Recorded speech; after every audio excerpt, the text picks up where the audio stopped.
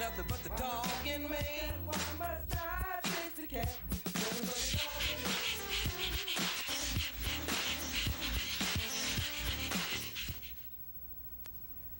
Good evening and welcome to Posse Presents. Here we are on a hot, muggy June 2nd. And June 2nd seems to be like a day. All these years ago, in another lifetime, I graduated high school on this date. For some reason, still wear my high school ring, probably because it's just a ring on the finger. But if you can even stop and consider the fact that I went to an all-girl Catholic high school, try not to laugh. I survived, so did the nuns. The school was still standing when I left. It's all good, but yeah, that was like a whole lot of years ago that I can't even imagine that it was that long ago. 1981 was the year, and yes, I am old. It is also my godson's birthday today. I believe that's 21 for him. So here I am feeling old on that account too, because I do remember obviously the day he was born. So, you know, time marches on, and it's amazing to watch children and babies grow up to be amazing young adults, and that's exactly what he is. So happy birthday, Michael. And it's also my dear friend Todd's birthday. So he's not 21 and he's not as old as I am, but it is what it is. I can't hate. Happy birthday to Todd. Gonna make that reminder one more time. It's been hot out. It's been unusually hot out. Please do not leave your dogs in the car. Leave them home. That's where they belong. They'll die in a car. It doesn't matter if you leave the windows down. It doesn't matter if it's for a few minutes. All it takes is a few minutes. So please, please, please, on a day like today, leave your dog at home. You know, it doesn't have to be 90 degrees for it to be a bad idea, because in a car, it's like a little oven, and it bakes your little dog or your big dog, and it's not a good thing. So throwing that out there for what it's worth early on in the show, because I can. So in addition to my graduating and birthdays, I was, Facebook pops up your memories, and, it was on this date in 2012, that's how long we've been on the air, that my Mojo came on the show. And that was kind of like, a little bit of a tearjerker this morning. A lot of you know Allison Leo, who is now Allison Leo Milliken, and she came on the show, one of her several times on, and we were talking about pit bulls, and Mojo joined us, and he was just such a ham. He was so well behaved. And for those of you who don't know who Mojo was, he's that beautiful dog up there. Well, he's on. It's reversed. He's right there. That was my boy. And it's always a mixed emotion when some of these memories pop up, because you're glad you had the love, but you're sad that you lost the love. And some situations just suck more than others. So that's my June 2nd, and that's my warnings, and that's my pleas. And so there's a rant coming in here somewhere, but it's coming, trust me. Let's get Tank up. Poor Tank was attacked by a dog in his new home, and he was returned to the shelter in bad shape. Apparently this other dog just didn't like him, and this is what happened. And Tank desperately needs a foster or true forever home to recuperate in. The shelter environment is no place for him right now. Diamonds in the Rough Animal Rescue will help Tank if someone steps up to foster. So there is that, and that is a very good thing, because I think Tank's got a little bit of a road ahead of him. Really, it's not the place for him to be trying to heal both physically and emotionally in the shelter, because he's injured. You know what I'm saying? Like he's probably bruised emotionally as well. You know, here he thought he was in a home, and this is what happened, and now he bounced back to a shelter. You know, believe it or not, it is very confusing for an animal, and, you know, sadly, this boy paid a bigger price than just to be confused. But if you are interested or able to foster Tank, please contact Diamonds in the Rough at diamondunderdogs@yahoo.com. That's diamondunderdogs@yahoo.com. Or you can call the Town of Hempstead Animal Shelter, where Tank was returned to, at 516-785-5220. That's 516-785-5220. And I will take the camera back. You know, sometimes adoptions aren't what they're supposed to be. Adoptions should be happily ever afters, and from time to time they will go terribly wrong. And whether it's something that the shelter misses in the person, the adopter, or if there's other dogs, the meet and greet, it happens. And sometimes the adopter just isn't qualified or prepared to deal with integrating a new animal into their pack, into an existing situation. They're not savvy enough to handle having multiple pets. And it's something that does happen too often. You know, managing interactions, especially at first, is critical. You know, you can't just turn a new dog loose into a pack and expect everything to always go well. You know, you have to know your dogs. And a lot of people really don't, although, you know, they're animals and they're unpredictable. I get that. But you really have to vigilantly and calmly manage the situation, especially at first. There are going to be like moments where, you know, pack order needs to be established maybe, or, you know, just getting to know you kind of stuff. I mean, it has to be watched so carefully. And especially if you're bringing a dog into a multiple animal house, you can't overwhelm them, you know. You're new, the house is new, the animals are new, the situations are all new. You can't put them on overload. You've got to like limit the exposure. You've got to just put yourself in the animal's positions, because it can backfire and animals get hurt, animals get killed, you know.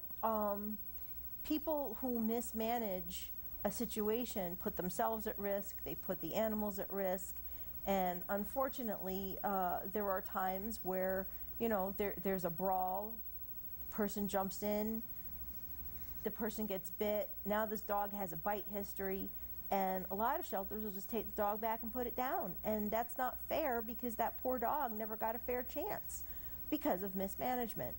You know, if you have other animals, you really need to know what their triggers are and what they're going to react to.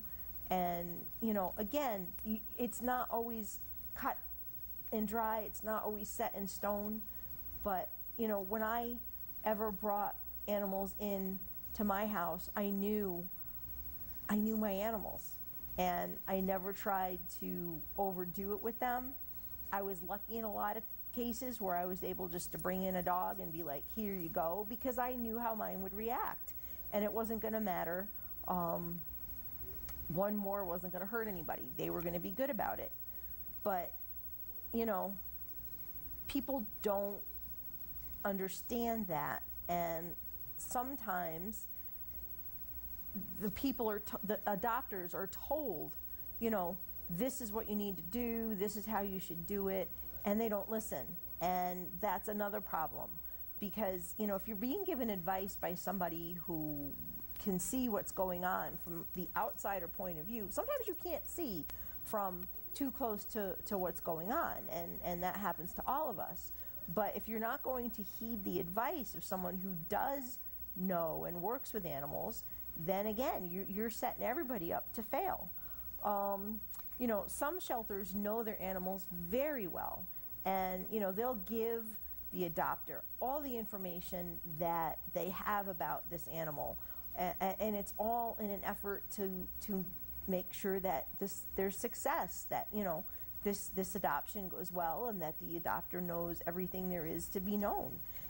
Unfortunately, some shelters judge their animals and kind of doom them by doing that, and they haven't really spent time with them, and it's just their opinion. Maybe they don't like that breed, or they don't like little dogs, or whatever it is. They judge them, and I've seen numerous instances where an animal control officer doesn't like an animal, and kind of like gives it almost a death sentence by putting it down, or oh, I don't like it, or it's fearful, or this or that. And then you go in there and you're petting it and you're loving it, and there's nothing wrong with it. It was scared. Some places are like that, and other shelters, they don't evaluate animals at all. And it's worse, I think, than being unqualified is not even trying, but it happens all the time. So when you adopt an animal, you really do have to kind of be a little savvy. A lot of pet owners, unfortunately, aren't. And, it would probably be a good thing to seek the advice of someone who can see the signals in a dog. In some cases, a trainer wouldn't be a bad thing. I mean, I don't see why there aren't adoption coaches for this very purpose, but that's another whole topic anyway. And I know I'm like rambling, but that's okay. There have been cases that I've been very close to where, things happen because people didn't listen. Things happen because the shelter just, it's sad, but a lot of shelters would just rather move them out or kill them. It doesn't matter either way. But I've seen where the people just didn't heed advice from either rescuers or shelter staff, and things have happened. The bottom line is you have to be prepared and be committed and listen to what you're told. And there was a case years ago where a dog came out of the pound, and she was brought to her potential foster or adopter, whichever the case was, and the resident dog was not behaving the best, and the person was advised how to handle it, and they didn't. And not an hour later, that dog snapped at the resident dog because it was all over her and trying to hump her and do just the people didn't put a stop to it. So that poor dog ended up being picked up by the animal control in that town, taken to a vet. It was a big mess for people to have to clean up. She was whisked back out of the town's care, and fortunately was able to be placed. But she got in a brawl, and she could have gone back to an animal control facility and been killed for that. And whose fault would that have been? The people who didn't want to take heed of how to let these two dogs acclimate.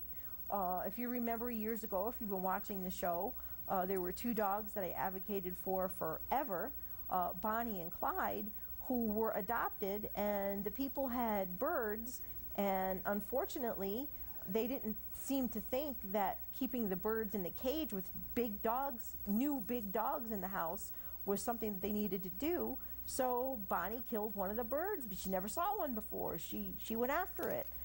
And, they ended up back in the shelter, and they were almost killed in the shelter because they sat there so long because nobody would take a bonded pair. So you put dogs at risk by not doing the right thing. And, this is my rant. I don't know what Tank's situation was, but, I know that the town of Hempstead is very, very good about knowing that they're animals and making wise adoptions. So I'm kind of inclined to put it on the person, but really know what you're doing and don't put that dog that was injured could have been the adopter's dog, and then it would have been worse for Tank because, again, he would have had a history of going after another dog. And, people just need to be more careful and more vigilant and use an ounce of common sense, even though I know that that's not that common, and some patience. And again, the empathy, put yourself in the animal's position, and things would be a lot better for some of these animals who go into homes and get returned because things don't work out. All right, so I think my rant is over. I think I got out everything I wanted to say. And I'm going to go on to the next, Rocco and Luna. And Rocco and Luna find themselves homeless after their family lost their home. So now all they have left is each other. And it would be really amazing if this bonded pair could stay together. Luna is 4. She loves to cuddle and be by your side. Rocco is 3 and also looks to his human for comfort. He is Luna's son. Luna and Rocco will need a patient home where they can adjust to everything they've been going through. And, realistically, you can't expect animals not to be a little bit confused. And, they lost their home, they lost their family, they're in a shelter, they're with strangers. They've probably never been in that situation before. The kennel environment, it's very different and it's very stressful. And I'm sure, most of these dogs who came through the chain this way are waiting for their owners to come back, and that's never going to happen. And it's really sad. And so there's the heartache there because animals do form huge bonds with their people. So anyway, Rocco and Luna are at the Babylon Animal Shelter in Long Island, New York. And again, please, folks, don't let zip code predetermine where you're going to look for a dog. If you want to find out more, you can call 631-643-9270. That's 631-643-9270. Next up is Mama Pearl. Look at this beautiful face. I love my Pibbles. Mama Pearl loves to snuggle, go for walks, and ride in the car. She has a sweet personality, a little bit of spunk, and takes treats like a lady. She's done well meeting another small dog through a gate and can be cat and large dog tested. She's sad to have to be in a kennel and would be very grateful to have a home to call her own. And she is at the Bloomfield, Connecticut Animal Control. The email address is bloomfieldshelter2014@gmail.com. That's bloomfieldshelter2014@gmail.com. And you can email them and ask for an application for Mama Pearl. She looks like such a sweetheart. Look at her eyes. She's got so much soul. And even though she's sad, she's trying to smile just a little bit there. Another face I just want to smooch. I can't stand it. Next up, we have Heidi. And there's that Pibble smile. That's classic. She is gorgeous. She is a 4-year-old beauty looking for her forever home. She has taken over Olivia's Facebook page since Olivia's miracle finally happened. I forget how long Olivia waited to find a home. And she, just left the building this past week or so. And, it's such a wonderful thing when the long-timers end up going home. It's heartwarming. It really is. But anyway, Heidi is at the Town of Hempstead Animal Shelter, and you can find out more about her at the Facebook page, which has now been changed to Adopt Heidi, or you can call the Town of Hempstead Animal Shelter at 516-785-5220. That's 516-785-5220. Next up, we have Ghost. And poor Ghost, he was found in the basement of a building. He was covered in what were believed to be fly bites. It was so bad that the fur on his face is still missing. I mean, imagine how that had to have been miserable for him. You can scroll through, I think there's two of these pictures, Zach. Ghost has been at the Yonkers Animal Shelter for several months, and he's been being loved on, taking care of his weight, and being treated medically. He also had some infected pads on his feet, and while they're mostly healed, he still walks cautiously on uneven ground. He is believed to be about 6 years old, about 62 pounds, and most likely a Shepherd Husky mix. He's actually quite handsome. You know, the poor guy, I can't imagine how uncomfortable he must have been to be covered in bites, and you know, just look at his face, it kind of hurts. I hurt for him looking at him, but he's a beautiful guy, and you know, he just needs to finish his healing, and you know, hopefully his fur will grow back, and he needs someone who will love him either way and just give him, you know, a great rest of his life. So with Ghost, as well as any of the other dogs, I ask you to please go to the Pound Posse Presents Facebook page. They're all posted. Share them, because, you know, sharing is critical to help these guys get more exposure, every last one of them. But if you're interested in more information, you can call Leslie at 201-981-3215. Once again, that's 201-981-3215. And, you know, like I said, the more these dogs get shared, you know, they're reaching bigger circles, and it takes one set of eyes to see an animal and rewrite their history. You know, they're no longer homeless dogs. They have a future, and hopefully, you know, forever homes. So don't hesitate. You know, a lot of people I know feel like, oh yeah, I don't want to blow people up when I share dogs. You know what? Let them get over it. Share one. Pick one that appeals to you the most and share it once. That's all you have to do. Once is all it takes. You know, maybe somebody on your friends list will share, and you know, it goes on and on and on and on. So I will take the camera back. Not quite, Zach. Are you trying to do the ear thing there? Oh, okay, because it didn't quite line up, but you know, it's okay. We haven't had too many of those lately, and that's okay too. Zach has a tendency to like to hold the picture behind me, especially when the ears line up just right, so it looks like I have dog ears. But that's okay, because you know, we like to have a little bit of fun here on the show. So tomorrow, June 3rd, from 1 until 3, there is a rabies clinic, and these things are great because, you know, you don't have to deal with an actual vet visit, and you know, obviously there's a vet on the premises, but you know, it's a lot more reasonable than, you know, having to do the whole 9 yards.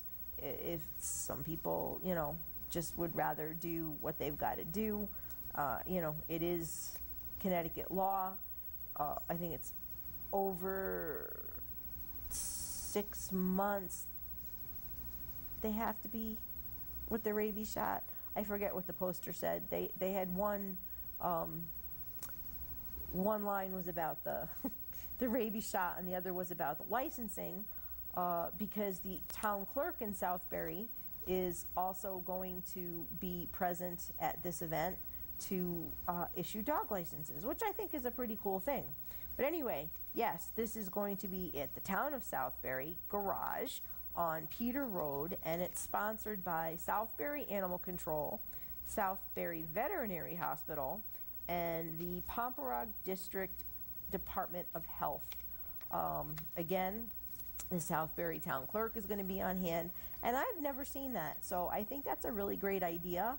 You know, it's kind of a one-stop shopping, so to speak, and you know, you can get your dog or cat vaccinated, and you know, get that license done, because those are due June 1st every year, and you know, just get it all done and be in compliance with the law, which is a beautiful thing.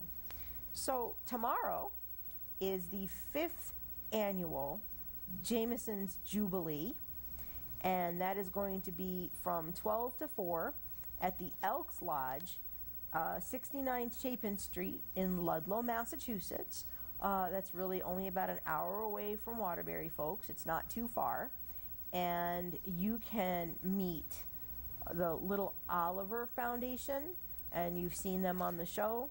You can meet Hudson the Railroad Puppy, and you've seen him on the show. And of course, you can meet Juno and Jake.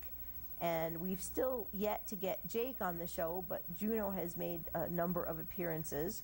So, you know, if you're not doing anything tomorrow and you want to take a little road trip, and road trips are always good, come on out. Sherry and I will be heading up there and expecting a great day. I haven't made it there yet, but tomorrow seems to be on target, on track, to be my first time to at least attend. And, you know, it'll be wonderful to see all my friends, because that's what we like to do, is hang out with friends. And if you've never met any of them, you really, it's a beautiful thing. Hudson has a story, Oliver has a story, Juno and Jake, of course, my favorites of you know, favorites of favorites, always hanging out with them. It's a beautiful thing. So anyway, I am going to say ow. I'm going to say peace, love, and dogs. That hurt. Zach is laughing. I'm old and achy. Thank you for watching, everybody. Have a great weekend.